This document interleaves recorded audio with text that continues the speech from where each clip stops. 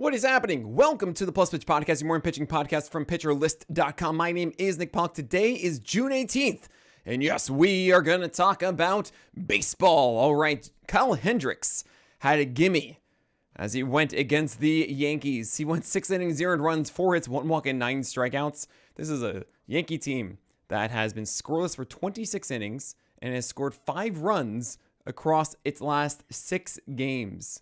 Oh my gosh. So yeah, Kyle Hendricks went 6 innings, 0 runs, 4 hits, 1 walk, 9 strikeouts. There's no way that lasts, guys. You know that, right?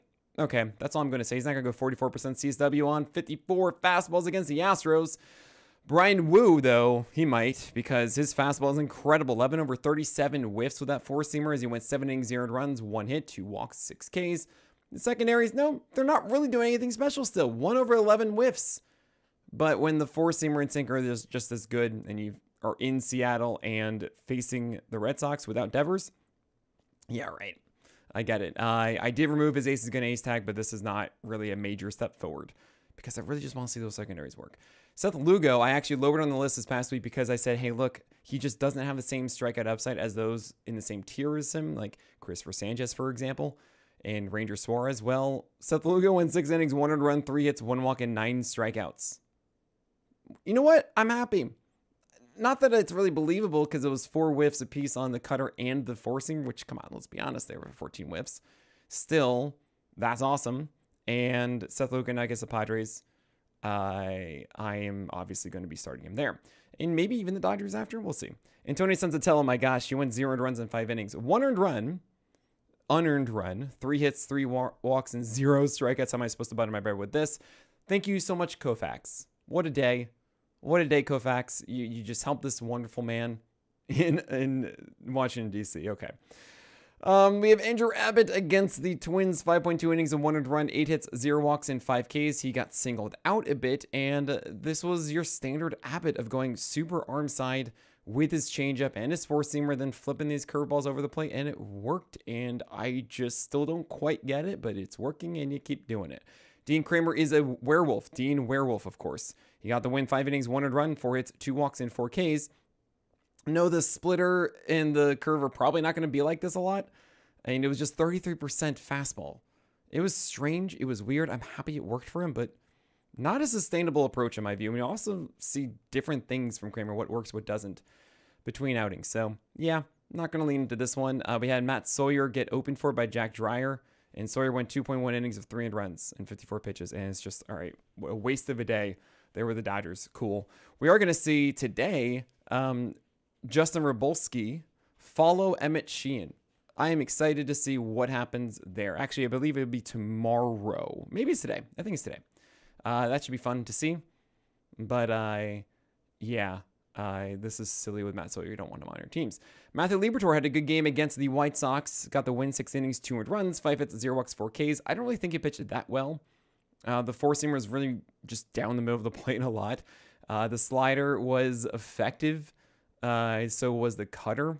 They were better than what I have seen, but I'm still not really enthused by Liberatore. Just 4 whiffs and 20% CSW. He's going to be able to stroll down the Reds carpet the next start, so we're obviously just going to start him there and hope for the best.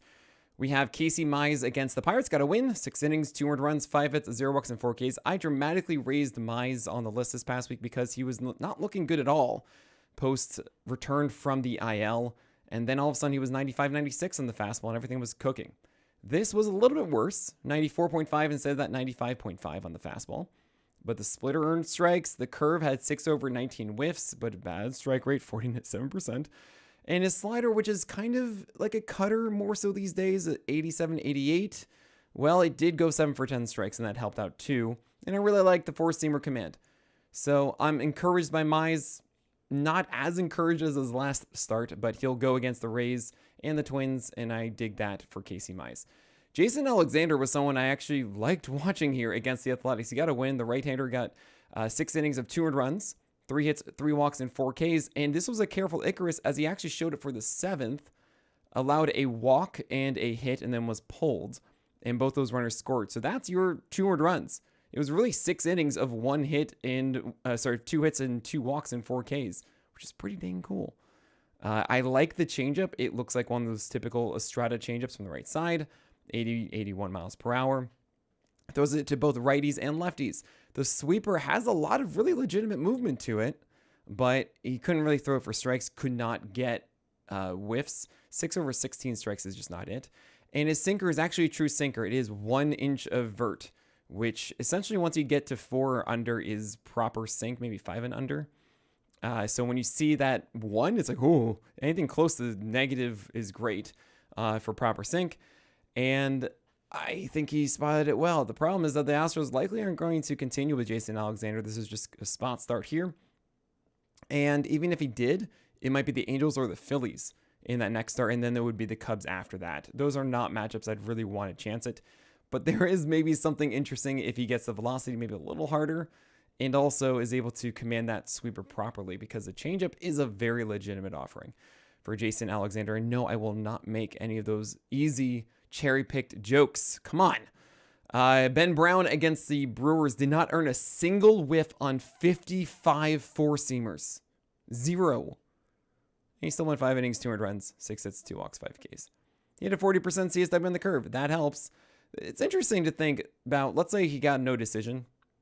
It would be a 3.6 ERA with a 160 whip in 5 Ks. And you start to really think like, okay, what is it that I'm really chasing with Ben Brown? You did get the win though, so that's maybe what you're chasing. Slice Ciccone against the Giants got the win. 5 innings, 200 runs, 4 hits, 3 walks, and 6 Ks. I wasn't too encouraged by his start against the Reds carpet. Yes, it was 8 Ks. Nice. That's that team. This is actually with Devers.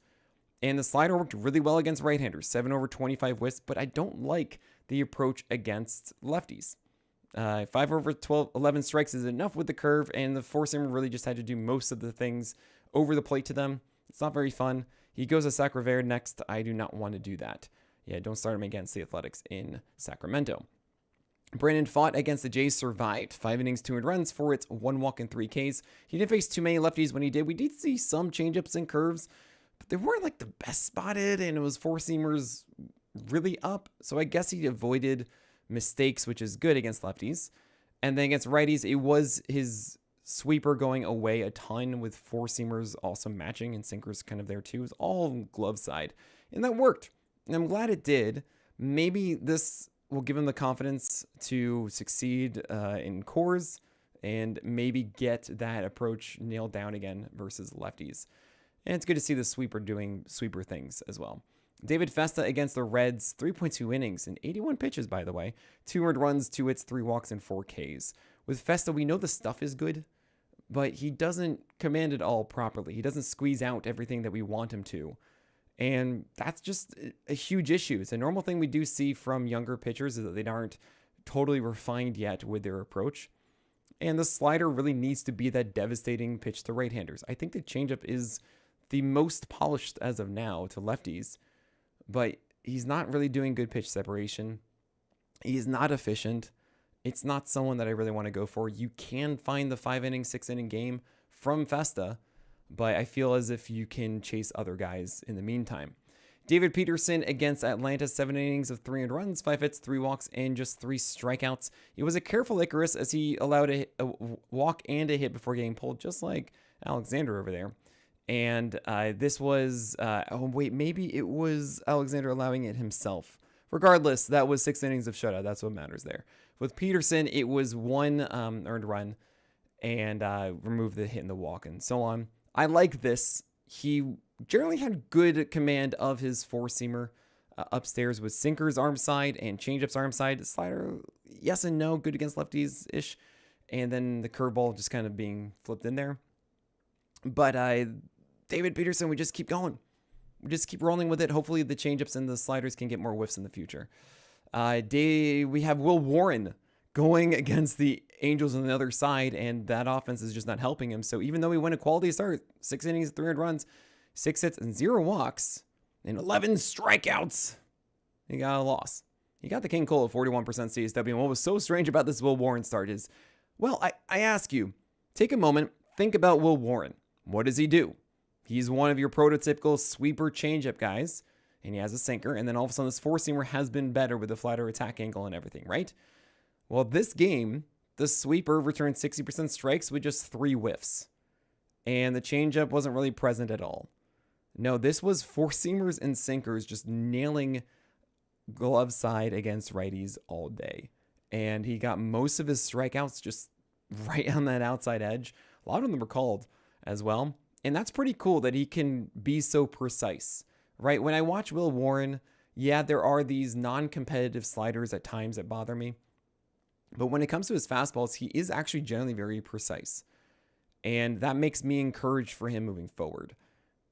I mean, 11 strikeouts. The guy is striking out so many batters without what I think is a really chaotic approach. So I'm a huge fan of this. I think you should too. And that four-seamer being that really good height-adjusted VAA to lefties is really the biggest weakness we normally see with that sinker, sweeper, changeup pitcher. So get in while you still can. Okay. Zack Latell against the Orioles, 6 innings, 3 earned runs, 7 hits, 0 walks, and 3 Ks. For those in non-quality start leagues, is that 4.5 ERA worth, the 1.17 whip worth 3 strikeouts and 4.5 ERA? Probably not, right? He has a 3.10 ERA and a 1.08 whip since April 16th with a 16% strikeout rate. That's Zack Latell. I think this is just not worthwhile and you should stream instead. He goes dancing with the disco with that splitter and it's just, ugh. It's not for me. We have other guys to talk about. Robbie Ray, did he change from the fastball stuff? We'll talk about that. Michael Soroka, Chris Bassett, and many others after this break. So Michael Soroka against Rocky Road in Washington, D.C. 12 over 46 whiffs on his curveball at a 46% CSW. We love that. He had a few too many hangers. The fastball was good, but not amazing. We didn't see any change of development. And in the end, it was 6 innings of 300 runs, 5 hits, 2 walks, and 9 strikeouts. We'll take that all day, even though it was a loss. Robbie Ray pushed through this one and got through 6 to give you that poor quality start with 300 runs, 5 hits, 2 walks, and 5 strikeouts. Props to him for doing that. Getting us something of production after allowing 200 runs or 300 runs earlier on. However, he didn't throw too many... He didn't throw enough secondaries. His slider was thrown 6 times. Robbie Ray threw only 6 sliders. What? His knuckle curve was actually pretty effective at 60% strike rate, 36% usage. But the other 54% usage or 64%, most of it was fastballs. And why are we doing this again? That's 3 straight of 55% plus usage of fastballs when it was 45 to 50 beforehand, and he had better feel across all of his arsenal. I don't know. It's strange. And if he has a rough outing next time out, which we're not going to bench him for, I may have to remove the ace is going to ace if it's more of the same here. Like, I don't know. It's not terrible as he's going through this. It's just weird. He had one really good start, one blech start, and this one is another kind of blech start, right? So strange. Chris Bassett also got a poor quality start. Same thing as Robbie Ray across the board, really, of a 117 whip and 5 strikeouts in 6 innings. And for him, I'm happy he did well against a strong offense. So this is better than expected for Bassett. He had really good pitch separation, high cutters and arm side sinkers and low-ish curveballs down lower third of the zone, but in the zone, with his curve to left-handers, but that cutter had a sub 50% strike rate. It was too far out of the zone. I don't know how much I love going away to left-handers with sinkers, and also the curve was too hittable. So I don't know. I mean, it's the White Sox next, so fine. We're going to go with Bassett there. Bailey Falter, 300 runs in 5 innings against the Tigers. Okay. Hopefully he gets traded at the deadline, and then we get Bubba finally. Randy Vasquez survived the Dodgers. 300 runs in 5 innings. Yes, that is surviving the Dodgers. Only 4 hits and 0 walks, 2 Ks. Koufax helped a bit here. Yeah, you don't want to go after him. Cal Quantrill left early with cramps, and it's not like you were really excited about this against the Phillies anyway. It was 4 innings of 30 runs. Spencer Schwellenbach, a weird one, where he allowed a home run to Soto on a bad slider over the plate. He allowed a 0-2 splitter to be a home run later in the game to a right-hander, Taylor, and then the other 2 runs were this ridiculous flare to shallow right field right along the line. You know, one of those where they hit the ball and they think it's foul, and then all of a sudden they realize it might not be foul. That was with 2 outs, and the man on first and second came all the way around to score as Acuna dove and missed it. All I'm trying to say is that Spencer Schwellenbach looked really good 7 innings, 4 earned runs, 6 hits, 2 walks, and 8 strikeouts. He had 23 whiffs for a Gallows pull. 7 of those whiffs were four-seamers, and everything else was the secondaries, which is good. We haven't seen those secondaries really take off this year. This is a step in the right direction. Not quite fully refined and amazing, but this is a step in the right direction, and that's cool. We have Jesus Luzardo against the Marlins. 5 innings, 4 earned runs, 6 hits, 4 walks, and 4 strikeouts. This was not nearly as bad as you think. I watched this one. He had a careful Icarus by walking the first 2 batters of the 6th, and they both came around to score. So through 5, it was 2 earned runs, 6 hits, 2 walks, and 4 Ks. Yes, his four-seamer wasn't quite as good as we've seen. He did have a slider or 2 that he probably wants back against right-handers. Probably should have thrown an extra changeup or 2 here. But yeah, Jesus Luzardo is still great. Do not let this start convince you otherwise. You have Chad Patrick against the Cubs. 5 innings of 4 earned runs. Yeah, it was against the Cubs. All right, he gets a rocky road after getting the Twins in his next 2. I think you're okay with both of them. The Twins one I don't really love, but yeah, I'm in for rocky road with Chad Patrick as the cutter is still good. Shane Smith against the Cardinals. 4.1 innings of 5 earned runs, 6 hits, 3 walks, and 2 strikeouts. The regression came a bit here. He got singled out. The secondaries didn't help nearly as much as we've seen. He's still at 95, 96 with 17 inches of vert. Generally high locations on that. It just wasn't as good of a slider and changeup as we've seen. Same with the curve. It's fine. We keep rolling with him. JP Sears had a terrible game in Sacro Verde against the Astros. 3.1 innings of 5 earned runs, 5 hits, 3 walks, and 0 strikeouts. How am I supposed to butter my bread with this? And we have just a frustrating outing of him trying to go more changeups, which is cool, but they were way over the plate. He did not have a good slider. It was right in the middle, and you have the four-seamer that was too far out of the zone. Just not good for JP Sears, and we're definitely out of that. And then you have Jack Leiter and Walker Buehler. Jack Leiter, or Jack Zippo, as I like to call him, yeah, his command is just not good. The slider was down in middle. It wasn't down in glove side and off the plate. It needs to be like if I would rather see 55% strikes in the slider if it meant that he was off the plate away more and down, right? Because that means the 55% strikes that he does get would be more effective than the ones he's throwing. The four-seamer was up and down. It was just generally all over the zone, which it shouldn't be. It should just be just up. The sinker was up in the upper third, and it should have been in the arm side, right? It got that one up, but that's not the one we want up. The changeup didn't really help much. The curveball didn't really help much. And come on, Jack Leiter, you are a poor execution, awesome stuff, also known as a Peas. I don't think we can really rely on this working. It's not enough of an upside that it's not like he's just going to be great and then always great. I think you got to move on if you haven't yet in your 12-teamers. And same with Walker Buehler, because it was 3.1 innings of 8 earned runs, 8 hits, 4 walks, and 2 Ks. It was 2 inherited runners, sure, in that 4th inning, but yeah, he did not look good.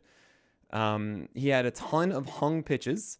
He did have some poorly spotted heaters that got him into worse counts. He did have some nice sliders to right-handers, and that is cool to see that he actually does have something he believes in against righties. That's nice. A lot of the damage came against lefties. I mean, there was such a bad changeup to Cal Raleigh. Oh my gosh. Bases loaded, 0-0 count, and it was just a 91-mile-per-hour changeup up and away. Like, he got his arms extended and everything. Oh, man.